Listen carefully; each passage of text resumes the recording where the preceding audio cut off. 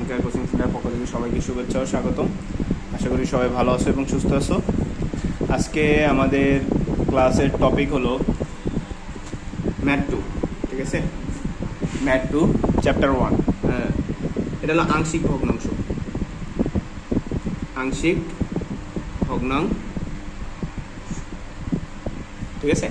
তো আংশিক ভগ্নাংশের টপিকে মূলত আংশিক ভগ্নাংশ জিনিসটা কি সেটা আগে একটু বুঝতে হবে।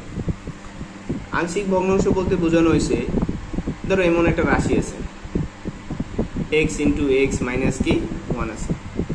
তো মাঝে মাঝে আমরা এটা এই অঙ্কগুলো খুব তোমরা যে এতদিন ধরে জীবনে করে আসছো এগুলো খুব কম ইউজ হয়েছে।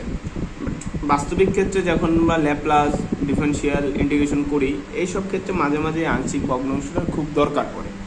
অনেক সময় আমাদের কিছু কিছু সূত্র থাকে, এমন 1/x ইকুয়াল টু একটা মান থাকে, আবার কি 1/x মাইনাস 1 ইকুয়াল টু একটা সূত্রের মান থাকে।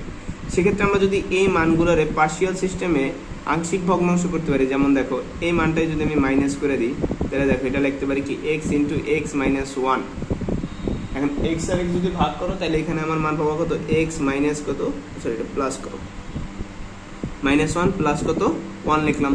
তাহলে 1 আর 1 কি কাটাকাটি করলে দেখো আবার এখানে অ্যান্সার আসতেছে কত, এক্স বাই এক্স মাইনাস কত 1, ঠিক আছে? তো আমরা এইখানে এই মানটার সাথে যদি আমরা একটা 1/x এই পাশে গুণ আকারে করে দিই তাহলে কিন্তু আমরা এই মানটা আবার পেয়ে যাবো, ঠিক আছে? এই মানটা আবার কি পেয়ে যাবো। তাহলে এই রকমের ছোট ছোট কাজগুলো যেগুলো আমাদের সূত্রে সহজে বের করে দিতে পারবে এমন কিছুর জন্য আমরা কি আংশিক ভগ্নাংশ করি। আংশিক ভগ্নাংশের মূলত টপিক হলো এরকমের, যদি আমার এরকমের কিছু থাকে, এক্স মাইনাস 2 আছে, এক্স মাইনাস 3 আছে, আর এখানে ধরো 7x আছে, তাহলে আমার করতে হবে কি এদিকে তিনটা সমান সমান চিহ্ন একসাথে, তিনটে ইকুয়ালিটি চিহ্ন, এটাই হলো আংশিক ভগ্নাংশের যে প্রথম স্টেপটা ভাঙানোর নিয়ম। ধরো প্রথমে এক্স মাইনাস 2 এটার জন্য একটা চলক নিবা, মানে চলক বলতে কি একটা মান ধরবা যেটা আমরা একটা চলক পাবো এখানে, বা একটা মান পাবো, ঠিক আছে? ভেরিয়েবল পাবো, একটা ভেরিয়েবলের মান ধরছো এ, এখানে আরেকটা ভেরিয়েবল নিচ্ছো কি এক্স মাইনাস 3 এর জন্য বি। এখন আমরা এটা ক্যালকুলেটিভলি করে এখানে এর মান আর বির মান কত হলে এই দুইটা মান যোগ করলে আবার এই মানটা চলে আসবে, এটা আমরা বের করব। এটি হলো আংশিক ভগ্নাংশের নিয়ম। তো আমরা এইখান থেকে যে ম্যাথগুলো আছে এই ম্যাথে 3-4টা ফর্মেশন আছে, সবসময় মনে রাখবা লব ছোট হবে, লব কি ছোট হতে হবে, আর হর বড় হবে, বড় হবে। লবটা কি হবে ছোট, হরটা কি হবে বড়। যদি এমন থাকে যে, আর এটা সোজাভাবে বুঝতে যদি আমি তোমার একটু হেল্প করি, তাহলে উপরে এক্স এর ঘাত দেখবা, আবার নিচের এক্স এর ঘাত দেখবা। যেমন দেখো এই দুটার মধ্যে কার ঘাত বড়, হরের ঘাত বড়, ঠিক আছে? x টু দি পাওয়ার কত 4, আর এটার ঘাত কি ছোট। তাহলে আমরা এই আংশিক ভগ্নাংশটাকে এই ফরমেশন ইউজ করতে পারবো।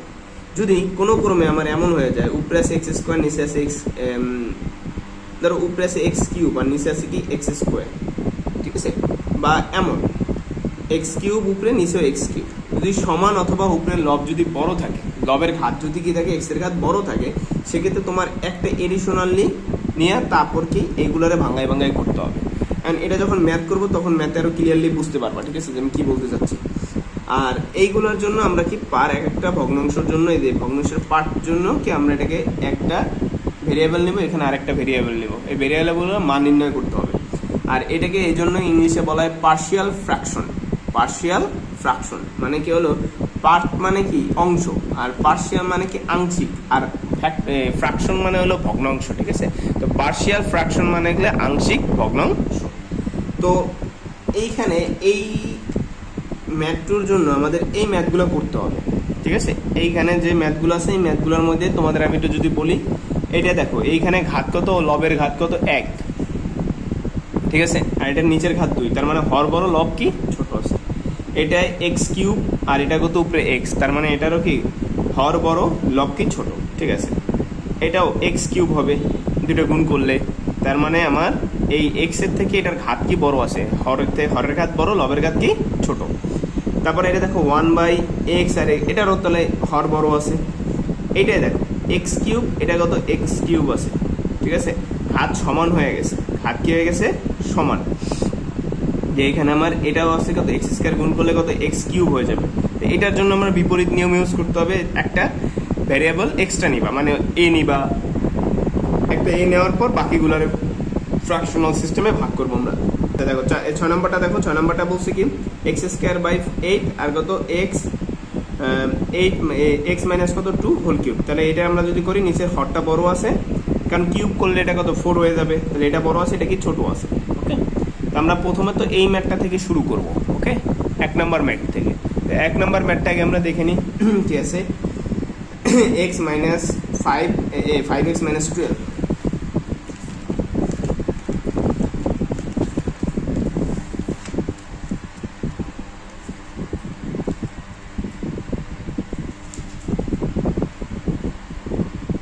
5x মাইনাস 12 আর নিচে আছে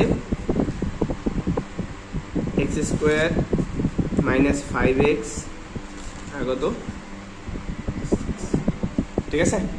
তো এই মানটা আসলে মিডল টার্ম ব্রেক করা যায়, তাহলে এটা মিডল টার্ম ব্রেক করো 5x মাইনাস কত 12, এটা মিডল টার্ম ব্রেক করলে কি হবে 6 কীভাবে মাইনাস 3 যদি আমি লিখি minus 3x minus 2x equal to কত 6 প্লাস 6, তাহলে আমরা যদি মাইনাস 3 আর মাইনাস 2 যদি যোগ করি তাহলে মাইনাস 5 আসবে, আর এই দুটো গুণ করলে প্লাস 6 আসে। তাহলে আমরা লিখতে পারি 5x মাইনাস 12, x কমন নিলে x মাইনাস 3 আর এইখানে মাইনাস 2 কমন নিলে x মাইনাস 3। ওকে, তাহলে এটা আমরা ফর্মুলা লিখতে পারি কি 5x মাইনাস 12 x মাইনাস 3 আর x মাইনাস কত 2। এই যে মিডল টার্ম ব্রেক, এই দুটো থেকে একটা কমন নিছি, এখান থেকে একটা লিখছি, ঠিক আছে। এখন দেখো এইটাকে যদি আমরা আংশিক ভগ্নাংশ করতে যাই, আমরা তো এখান থেকে আংশিক ভগ্নাংশ করতে পারতাম না, তাই আমরা এখানে এসে আংশিক ভগ্নাংশ করব। তাহলে 3/x/3 এর জন্য একটা ফ্র্যাকশন নিবা, মানে ভেরিয়েবল নিবা a, প্লাস x মাইনাস 2 এর জন্য আরেকটা ভেরিয়েবল নেবা b। এটাকে আমরা 1 নং ধরলাম। কয় নং? 1 নং। এটাকে আমরা কয় নং ধরছি? 1 নং। আমার অঙ্কের সবসময় প্যাটার্ন এমনই হবে যে আমার যদি দুইটা এমন সিঙ্গুলার মান আছে x মাইনাস 3 x মাইনাস 2, তার জন্য a আর b আসবে। এই অঙ্কের জন্য এটাই রুলস, ঠিক আছে। এখন আমরা কি করবো, এটাকে লসাগু করবো x মাইনাস 2, তাহলে 5x মাইনাস কত 12। ওকে, আর এইখানে দেখো x মাইনাস 3 x মাইনাস কত 2। এখন দেখো এখানে আমরা বলছিলাম যদি হর যদি সমান থাকে, যে হর যদি বড় থাকে, আমার এটা কিন্তু হর বড়, তাই আমি a আর b নিছি। আমি যদি এক্সট্রা একটা নিই নাই, কিন্তু এক্সট্রা বলতে যদি আমার এটা কিউব থাকতো না, তাহলে আমি আগে লিখতাম a, তারপর লিখতাম কি প্লাস b বাই কত x মাইনাস 3, তারপর লিখতাম কি প্লাস c বাই কত x মাইনাস 2। কথা বুঝতে পারছি? যদি আমার কি এই মানটা এই নিচের হর এবং উপরের লবের ঘাত সমান যদি থাকতো, তাহলে আমি এমন করতাম। যেহেতু আমার সমান নাই তাই আমি করছি কি এমন, ঠিক আছে। এই জিনিসটা খেয়াল রাখবা, যদি আমার ঘাত বেড়ে যায়, যে যদি আমার এই ঘাত যদি একটা বেশি থাকে, যে আমার হরের ঘাত কম লবের ঘাত বেশি, তাহলে আমরা একটা এডিশনাল কি ভেরিয়েবল নিবা, তারপর বাকিগুলারে আংশিক অনুসারে সাজাবা। এই কথা যদি মাথায় থাকে, তাই এ দিয়ে যদি হিসাব করো x3 দিয়ে যদি ভাগ করো, তাহলে x3 বাদ হয়ে গেছে, x মাইনাস 2 উপরে উঠে আসবে। আবার x মাইনাস 2 দিয়ে যদি ভাগ করো, তাহলে কি b প্লাস x মাইনাস 3 উপরে উঠে আসবে। আশা করি সবাই বুঝছো। উভয় পক্ষ থেকে কি এটা বাদ দিয়ে দাও, এই যে x মাইনাস 3 x মাইনাস 2 বাদ, তাহলে কি 5x মাইনাস 12, আর এখানে কত a x মাইনাস 2 আর একটা কত প্লাস b x মাইনাস কত 3। এইটাকে লেখো 2 নং। কনং 2 নং। একটু ভালো করে যদি খেয়াল করো, আমি যদি x মাইনাস 2 লিখি ইকুয়াল টু 0 ধরি, তাহলে x মাইনাস সমান x সমান কত 2, তাহলে x এর মান যদি আমি 2 বসাই, তাহলে এই মানটা 0 হয়ে যাবে, তখন b এর মানটা কিন্তু বের হয়ে আসবে। আবার যদি আমি x এর মান 3 বসাই, যেমন এই x টা ক্যালকুলেশন করে x মাইনাস 3 ইকুয়াল টু 0, অতএব x এর মান কত 3, তাহলে আবার কি b এর মান 0 হয়ে যাবে, এর মানটা কি বের হয়ে আসবে। তাহলে দুইবার করলেই কিন্তু এলাম। তাহলে একবার 2 নং এ x ইকুয়াল টু 2 হলে, x ইকুয়াল টু 2 হলে কি 5 ইন্টু 2 মাইনাস 12, আর এখানে a 2 মাইনাস 2, ঠিক আছে। আর b এর মান কত 2 মাইনাস 3, b এর মান কত 2 মাইনাস কত 3। আচ্ছা এখন দেখো, তাহলে এটা কত 10 মাইনাস কত 12, আর এখানে কত 0, এটা কত বি ইন্টু কত -1। একটু খেয়াল করো, এখানে -2 আর না -b, ঠিক আছে, -2 আর কত -b। অথবা আমরা লিখতে পারি কি b = 2। তার মানে আমাদের কি বির মান বের হয়ে গেছে অলরেডি। ওকে, বির মান কি বের হয়ে গেছে। আচ্ছা, এখন দেখো আমার এখন বের করতে হবে এর মান। তাহলে এখন আমরা কি করবো, আবার 2 নং এ x = 3 হলে, তো 2 নং এ x = যদি 3 হয় তাহলে সেক্ষেত্রে কি হবে একটু দেখি আমরা। আমাদের 2 নংটা হলো এই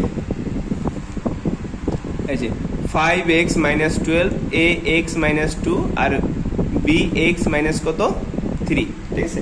তাহলে লিখলাম 5x, x এর মান জানি কত ধরবো আমরা 3, মাইনাস কত 12, 2 নং এ মান বসাবো, কিন্তু তোমাদের খাতায় 2 নং লেখা আছে, 2 নং এ মান বসাচ্ছি আমরা।